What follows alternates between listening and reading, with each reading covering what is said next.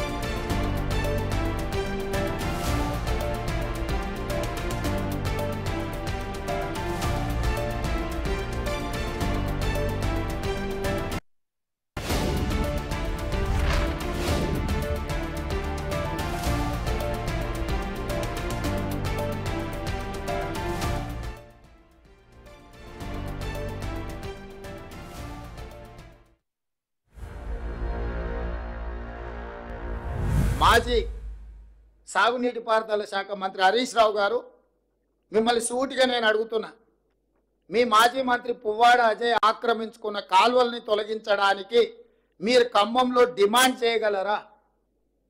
నేను మీ దగ్గరికి అధికారులను పంపిస్తాను. ఎందుకంటే మీరు గతంలో చెరువులకు సంబంధించిన minor irrigation and major irrigation మినిస్టర్గా మీరు పనిచేసినారు. రాష్ట్రం పట్ల పూర్తిగా సంపూర్ణమైన అవగాహన ఉందని మీరు పదే పదే మాట్లాడుతుంటారు హరీష్ రావు గారు. పువ్వాడ అజయ్ ఆక్రమించుకున్న కాలువలను తొలగించడానికి మీరు చిత్తశుద్ధితోని మీరు సహకరిస్తారా? ఈ ఒక్క ప్రశ్నకు సమాధానం చెప్పిన తర్వాత ఇక ప్రభుత్వం ఈ వర్షంలో బాధ్యతాయుతంగా వ్యవహరించిందా వ్యవహరించలేదా ప్రజలు తెలుస్తారు.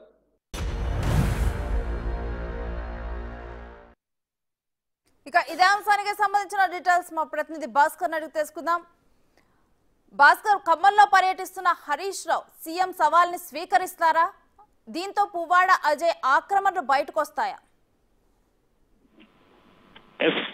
ఇప్పటికే సీఎం రేవంత్ రెడ్డి నిన్న ఈ రోజు వరకు ఖమ్మం పర్యటన చేస్తున్నారు. మొత్తానికైతే మాత్రం ఆయన పర్యటనలో భాగంగా వరద బాధితులు సందర్శించిన అనంతరం అసలు వరదకు ఈ యొక్క ఖమ్మంలో ఉన్నటువంటి పలు ప్రాంతాలలో అత్యధికంగా వరదలు ఎక్కువగా వచ్చిన దానికి కారణం ఒక బాక్స్ డ్రైన్ ఒక ఎఫెక్ట్ ఉంది. తర్వాత పువ్వాడ అజయ్ కుమార్ కూడా తన మమతా హాస్పిటల్లో చాలా వరకు కూడా ప్రభుత్వ సాగర్ కాలువను ఎన్నికగా కబ్జా చేసుకొని భారీ బిల్డింగ్లు కట్టారు. దానిపై చర్చ సిద్ధమా, అవసరం దాన్ని సందర్శించేందుకు హరీష్ రావు రావాలి. ఏదో నీతి మాలిన కబుర్లు మాట్లాడుకోవడం పద్ధతిగా సబబు కాదు.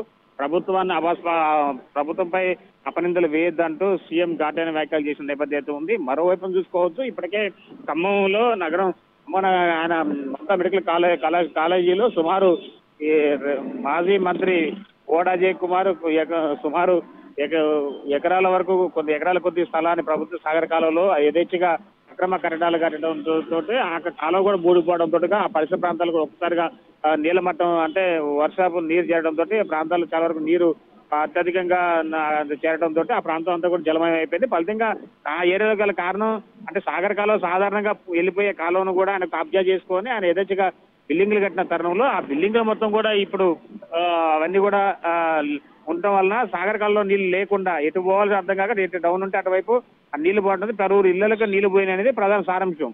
దానిలో భాగంగానే అంటే ఇది ఆయన పార్టీ బీఆర్ఎస్ పార్టీ నేతలు అక్రమాలు చేసుకుంటూ ప్రభుత్వ స్థలాలు యథేచ్ఛగా భారీ బిల్డింగ్లు కట్టిన తరుణంలో అప్పుడు ఆనాడు ఇరిగేషన్ శాఖ మంత్రిగా ఉన్నటువంటి హరీష్ రావు మాట్లాడిన మాటలు ఈనాడు గుర్తొచ్చిందా అనే రీతిలో సీఎం రేవంత్ రెడ్డి మాట్లాడటం కూడా జరిగింది. మొత్తానికైతే మాత్రం అంటే ఒకవేళ హరీష్ రావు ఒకవేళ వీలైతే తన సవాల్ విసిరారు సీఎం రేవంత్ రెడ్డి.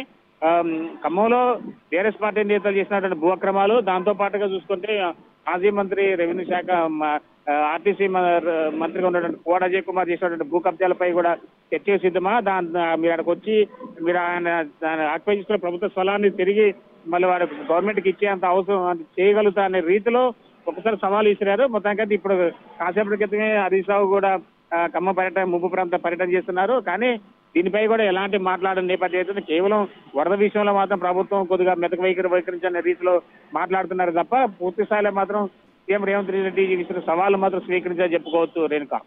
అయితే భాస్కర్, ఈ ఈ ఆక్రమణలతో ఇటు ఖమ్మంలో విపత్తు వచ్చింది అనే వ్యాఖ్యలు ఇప్పుడు చాలా సీరియస్ అంశంగా మారాయి. ఇప్పుడు హైడ్రా కూడా రాష్ట్రమంతా విస్తరించింది.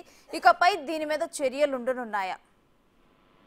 దీనిపై కూడా సీఎం చాలా చిట్ చాట్ లో చాలా క్లియర్ గా చెప్పడం కూడా జరిగింది. హైడ్రా తరహాలో అవసరాన్ని బట్టి ఇక్కడ కూడా ప్రభుత్వ స్థలాలు ఏవైతే కాలువలు కావచ్చు, చెరువులు కావచ్చు అక్రమం గురైనయో వాటిపై కూడా ప్రత్యేక దృష్టి సారిస్తాను కూడా స్పష్టంగా చెప్పడం కూడా జరిగింది. అయితే మొట్టమొదటిగా గత బీఆర్ఎస్ ప్రభుత్వ హయాంలో చాలా మంది పార్టీ నేతలు అదే కార్యకర్తలు అందిని కాటకాల ప్రభుత్వ స్థలాన్ని యథేచ్ఛగా కబ్జా చేసుకొని భారీ బిల్డింగ్లు కట్టుకున్న నేపథ్యం ఉంది. వాళ్ళు మొట్టమొదటిగా అసలు వాళ్ళు చేసినటువంటి భూ అక్రమాల మీద దృష్టి సారిస్తే చాలా వరకు కూడా చెరువులు కావచ్చు, వాగులు, తర్వాత ప్రభుత్వం సంబంధించిన కాలువ ఎన్ఎస్పీ మైనర్ మేజర్ ఇరిగేషన్ సంబంధించిన భూములు మొత్తం కూడా మళ్ళీ యథావిధిగా ప్రభుత్వం దక్కే అవకాశం మెండుగా ఉందనే ఒక రీతిలో సీఎం రేవంత్ రెడ్డికి ఫిర్యాదులు వచ్చినాయి.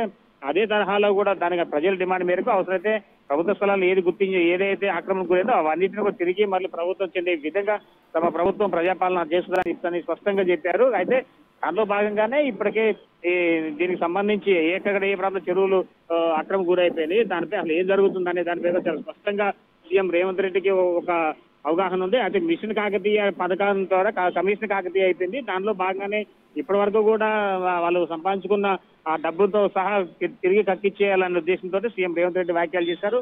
అయితే ఏది ఏమైనా సీఎం చేసినటువంటి ఈ యొక్క బహిరంగ సవాళ్ళకి మాత్రం బీఆర్ఎస్ పార్టీ నేతలు ఏ ఒక్కరు కూడా స్పందించిన దాఖలాలు అయితే లేవు. ఒకవైపున ఇప్పటికి పర్యటనలో ఉన్నటువంటి ఖమ్మం పర్యటనలో ఉన్న హరీష్ రావు కానీ ఒకవేళ మాజీ మంత్రి పువ్వాడ కానీ కనీసం ఇంతవరకు దీనిపై కూడా మాట్లాడిన దాఖలాలు లేవు రేణుక.